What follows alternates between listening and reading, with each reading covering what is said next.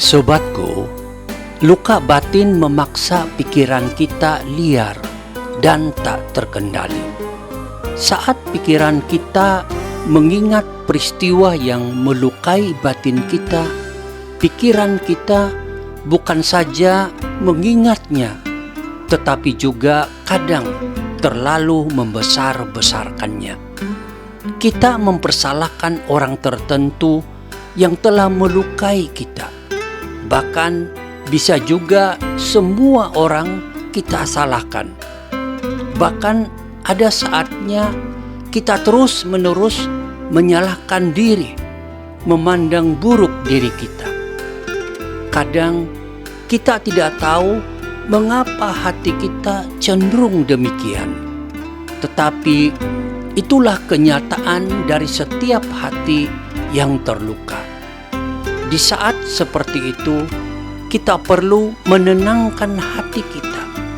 Kita perlu menenangkan pikiran kita dan memohon hikmat Tuhan untuk belajar menguasai pikiran kita.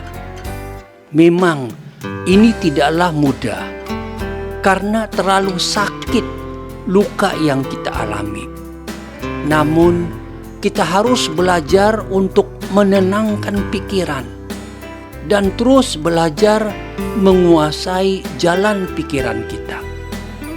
Kita jangan berpikir terlalu liar dan hanya menuduh orang lain atas luka kita secara berlebihan. Bahkan menuduh diri kita walaupun mungkin itulah kenyataannya.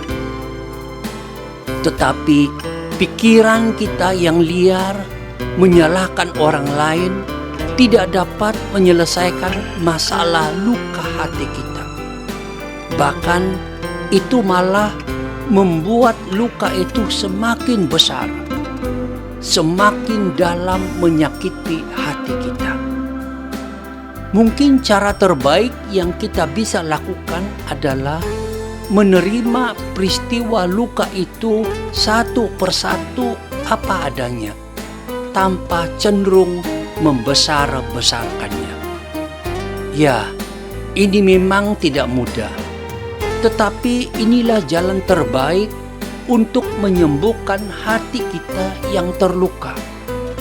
Kita perlu terus belajar menguasai dan mengolah pikiran kita dan berpikir bagaimana menenangkannya.